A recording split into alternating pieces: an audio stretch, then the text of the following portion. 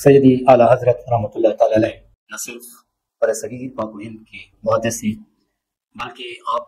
ولایت کے مقام پر بھی فائز تھے۔ چند دوستوں نے یہ اصرار کیا کہ سیدی اعلیٰ حضرت رحمۃ اللہ تعالی علیہ کی کرامت کا ذکر کریں۔ سیدی اعلیٰ حضرت رحمۃ اللہ تعالی علیہ کی کرامات بہت ہیں جو ان کی تصانیف سے ظاہر ہیں، جس کو مخالفین بھی ماننے پر مجبور ہیں کہ ان کی کتاب کے ہر صفحے سے تقریباً ایک نئی کتاب تصنیف کی جا سکتی ہے۔ یہ کتنی بڑی کرامت۔ اس کے علاوہ اور بھی بہت ساری کرامات ہیں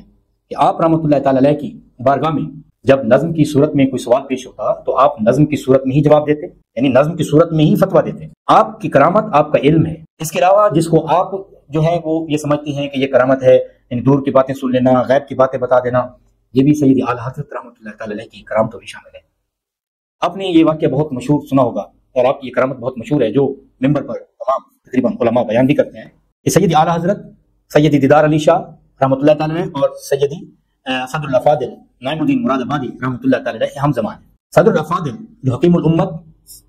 مفتی احمد یار خان نعیمی رحمۃ اللہ تعالی علیہ کے شیخ، آپ رحمۃ اللہ تعالی علیہ کو سیدی اعلیٰ حضرت سے بے پناہ محبت تھی، اور صدر الافاضل نعیم الدین مراد آبادی رحمۃ اللہ تعالی علیہ سید ہیں، اور سید دیدار علی شاہ بھی سید ہیں۔ ان کی آپس میں دوستی۔ سید دیدار علی شاہ رحمۃ اللہ تعالی علیہ سید نعیم الدین مراد آبادی رحمۃ اللہ تعالی سے ملاقات کی تو آپ نے اپنا رخت سفر باندھا ہوا تھا بریلی شریف کی طرف کہ میں سیدی اعلیٰ حضرت رحمۃ اللہ تعالی کی بارگاہ میں حاضری دی۔ سید دیدار علی شاہ رحمۃ اللہ تعالی علیہ سید تھے، اور آپ کو پتہ ہے کہ سید غیر سید کے کو تسلیم ان کی علمی دھاک کو یا ان کے علم کو بہت مشکل سے تسلیم کرتے ہیں، کیونکہ وہ سید خود عالم بھی ہوں اور بہت اعلیٰ درجے کے عالم بھی ہوں، تو یہ تھوڑا سا مشکل ہو جاتا ہے۔ اور یہ عربی زبان میں ایک ضرب المثل بھی ہے کہ المعاصرہ سبب المنافرہ، کہ ہم عصر ہونا یہ نفرت کی ایک وجہ ہے۔ یعنی آپ اپنے ہم عصر جو لوگ ہیں یا رشتہ دار ہیں یا آپ کے کلیگز ہیں، آپ کے دفتر میں کام کرتے ہوئے آپ کے ہم عصر ہیں، ان کی تعریف کرنا تھوڑا سا مشکل ہو جاتا ہے۔ لیکن آپ چھوٹے کی تعریف بھی کر لیں گے، اپنے سے بڑے شیخ کی بھی کر لیں گے، لیکن ہم عصر علماء جب ایک جگہ پر ہوتے ہیں تو ان کی تعریف کرنا اور ان کے ساتھ اختلاف رکھنا یہ قدرتی امر ہے۔ ہم نے دیکھا امام بخاری رحمۃ اللہ تعالی علیہ کے زمانے میں کتنے متعصبین تھے، کتنے مخالفین تھے آپ کے، وہ بھی علماء تھے، ان کے قدموں کی خاک بھی ہمارے لیے آنکھوں پسند ہے۔ جو امام بخاری رحمۃ اللہ تعالی کی مخالفت کرتے ہیں وہ بھی بہت اعلیٰ پائے کہ جو محدث سے۔ اسی طرح سے آپ دیکھ لیں امام علی مقام کا یزید کا ہم زمان ہونا، یہ تو اور بھی بہت ساری وجوہات، میں صرف عرض کرنا ہی چاہ رہا ہوں کہ ہم زمان ہونا یہ نفرت کی سب سے بڑی وجہ ہو سکتی ہے۔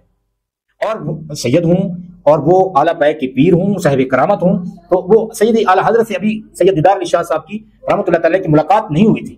آپ کی ملاقات نہیں ہوئی تھی، تو آپ رحمۃ اللہ تعالی علیہ نے صدر الافاضل سید نعیم الدین مراد آبادی رحمۃ اللہ تعالی علیہ سے ذرا خفگی کا اظہار کرتے ہوئے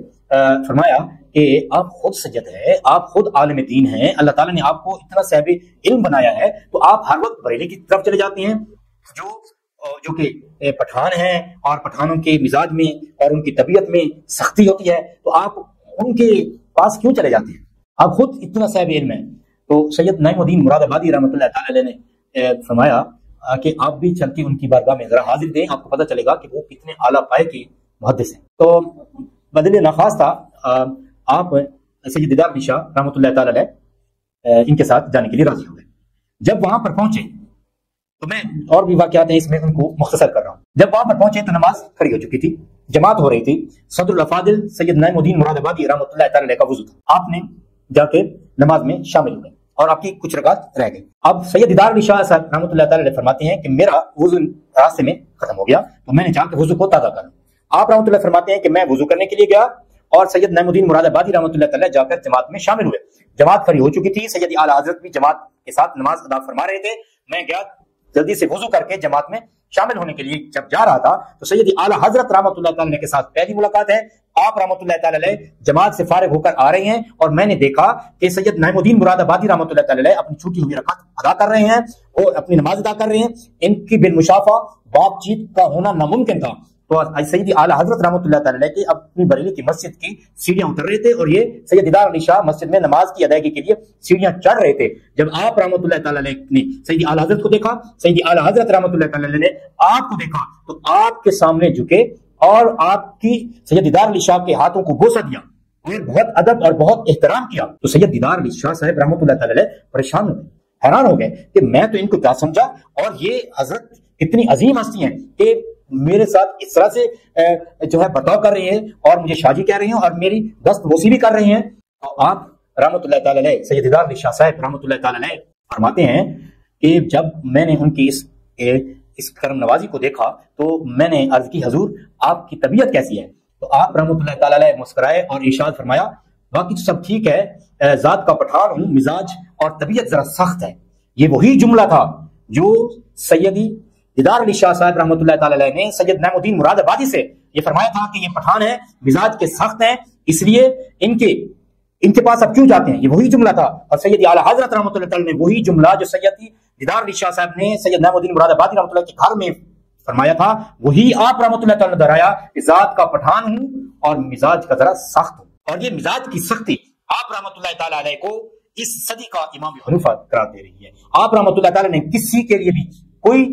رعایت نہیں کی اور معیار دین رکھا، وہ ذات رسول کو رکھا۔ اس لیے جو شخص بھی عصمت رسول پر، آپ علیہ الصلوۃ والسلام کی ذات مقدسہ پر ذرا بھی چوں چرا کرتا، آپ رحمۃ اللہ تعالی کا قلم حرکت میں آ جاتا اور آپ اس کے لیے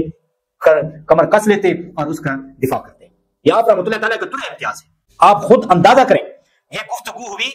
سید نعیم الدین مراد آبادی رحمۃ اللہ تعالی کے گھر میں، دونوں صاحبان کے درمیان، یعنی سید نعیم الدین مراد آبادی اور سید دیدار علی شاہ صاحب کے درمیان یہ مکالمہ ہوا۔ آپ رحمۃ اللہ تعالی نے بریلی شریف میں اپنے اس مرید، اپنے اس خلیفہ کو کی گفتگو کو سنا اور یہ پوکا، اور آتے ہی سید دیدار علی شاہ صاحب کو اپنے مزاج بتاتے ہوئے فرمایا کہ مزاج کا پٹھان ہوں، طبیعت ذرا سخت رہتی ہے، طبیعت میں سختی ہے۔ تو یہ آپ کا یہ فرمانا اس بات کی روشن بیان دلیل ہے کہ آپ بھی کشف رکھتے تھے جب ان کو یہ علم حاصل تھا، ان کو یہ نصیب تھا کہ وہ بریلی شریف سے بیٹھ کر اپنے خلیفہ، اپنے مریدوں کے حالات سے باخبر ہوتے۔ وہ شخص کیوں، وہ عظیم محدث کیوں رسول اللہ صلی اللہ علیہ وسلم کے علم غیب پر کتابیں لکھے؟ وہ کیوں نہ حضرت رسول اللہ صلی اللہ تعالیٰ علیہ وآلہ وسلم کے علم غیب کا دعویٰ کرے؟ کیوں نہ وہ علیہ الصلوۃ والسلام کے لیے لکھے کہ ساری کائنات حضور کے مشاہدہ میں ہے، ساری کائنات کا حضور علیہ الصلوۃ والسلام علم رکھتے ہیں۔ گنبد خضرا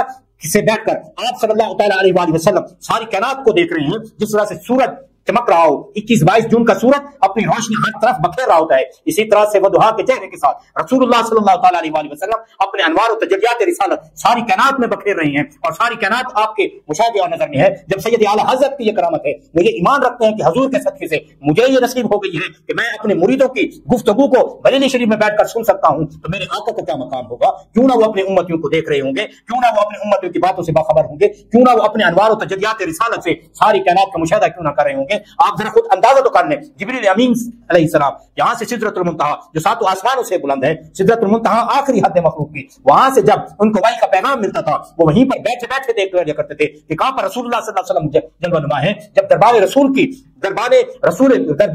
رسول کے شان اتنی بلند ہے کہ وہ لاکھوں کروڑوں اربوں میل دور، آج تک سائنس یہ پیمانہ نہیں بنا سکی کہ پہلے آسمان تک کا فاصلہ کتنا ہے، وہ ساتوں آسمانوں سے بلند سدرۃ المنتہا سے دیکھ سکتے تھے کہ حضور علیہ الصلوۃ والسلام یا کوئی نبی مرسل کہاں پر موجود ہے، وہ وہیں سے وحی لیتے اور نبی مرسل کی بارگاہ میں پیش ہو جایا کرتے۔ جب دربار بارگاہ رسالت کی یہ شان ہے تو آپ اندازہ کر لیں دربار رسالت جو سرکار علیہ الصلوۃ والسلام کا کتنا بلند مقام ہوگا، آپ علیہ الصلوۃ والسلام کی نبوت اور رسالت کی کتنی شانیں اور عظمتیں ہوں گی۔ اس لیے سید اعلیٰ حضرت رحمۃ اللہ تعالی علیہ نے جو حضور علیہ الصلوۃ والسلام کے علم غیب پر کتب لکھی اور 8 گھنٹے میں لکھی، آپ رحمۃ اللہ تعالی علیہ کے